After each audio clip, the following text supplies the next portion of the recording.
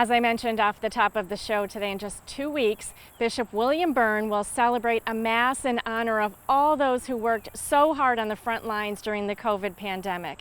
The Mass will be live on Sunday, September 5th at 10 a.m. right here in the amphitheater in Forest Park, and all, especially essential workers, are encouraged to attend in person.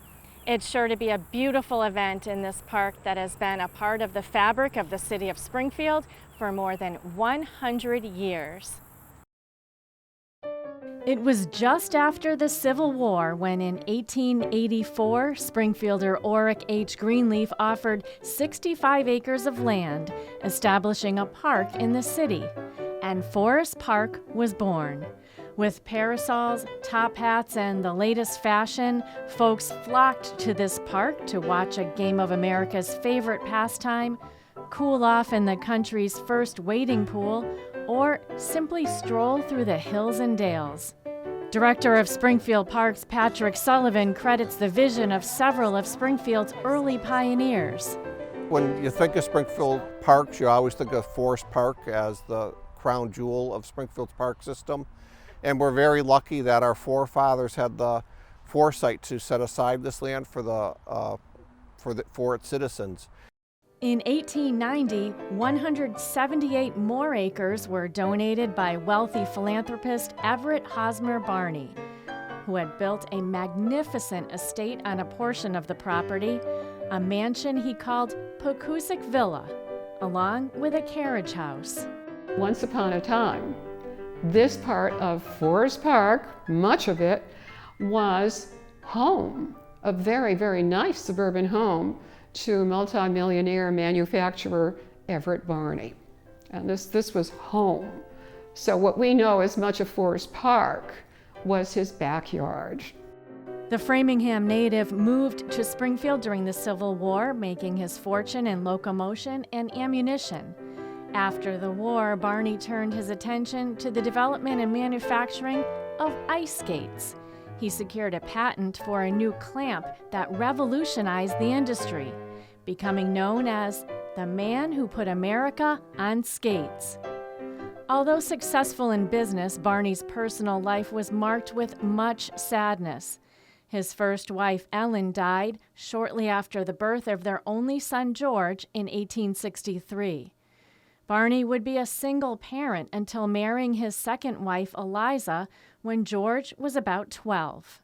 George became very sickly, and he contracted consumption, which we today know as tuberculosis.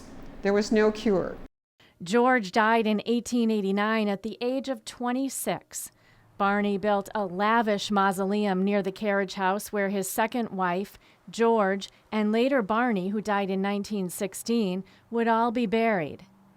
After George's death, Barney collaborated with world-renowned landscape architect Frederick Law Olmsted, who provided the vision for the landscape of Forest Park. Olmsted also designed New York's Central Park and Boston's Emerald Necklace. Barney's generosity came from honoring one of his son's last requests. He urged his father to give all that he had to the city of Springfield. Olmsted and Barney saw potential beyond the area that was originally swamps and rocks and ravines. He actually carved out these aquatic gardens. There's roughly 13 ponds, and they host the Egyptian lotus that he brought into these ponds. Forest Park grew over the turn of the 20th century through more donations of land to its current 735 acres. However, with the construction of Route 91 came the destruction of Pecusik Villa, which had been turned into a museum following Barney's death. Pecusik Villa was in the way. In 1959, it was torn down. Things were tossed. A lot of things were just thrown away. But the carriage house was spared and has been restored and is used to host weddings, parties, and corporate events. Today, Forest Park is divided into two sections: the upper park with active recreation, including sports fields, an ice skating rink, pool, splash pad, rose garden, and zoo, and the lower park dedicated to passive recreation. Recently, the park was designated as a Level 2 Arboretum, and Forest Park is working with the U.S. Forestry Service and the University of Massachusetts, tagging trees and developing a map. In Barney's lifetime, he brought in many exotic plants into Forest Park, but it was one of his goals to have a representative of every tree and shrub from North America in this park. Forest Park has been a much-needed oasis in the city for decades, according to Springfield Mayor Dominic Sarno. For a city, it's always important in urban America that you have to have an oasis. When I was growing up, my oasis was in the south end, Emerson White Park, in Forest Park here, right here in Forest Park, because you know, my father worked all the time. He had the barber shop, and my mother didn't drive, and then she had the seamstress shop. So this is how we recreated for my family, and maybe you got to the beach once a week or once a month to take a ride. Mayor Sarno and Sullivan both agree that the park has been especially appreciated since the onset of COVID-19. During the pandemic, our numbers skyrocketed here and everyone was walking through the park. Above the aquatic ponds sits a 1,000-seat natural grass amphitheater built in the 1920s. It was one of Barney's wishes to have an outdoor concert area in the park. And this is where Bishop Byrne will celebrate the September 5th special Mass in honor of pandemic first responders. To our first responders that never stopped. They never stopped, and COVID-19 did not stop them. And being a public servant, you know, I always say we don't mind constructive criticism, but I want to remind people that, you know, when everybody else is running out of that building, it's those first responders who are running in to save structures and to save lives. Mayor Sarno said he and the bishop have been discussing the opportunity to celebrate a liturgy in the park since the bishop first arrived in the diocese last year.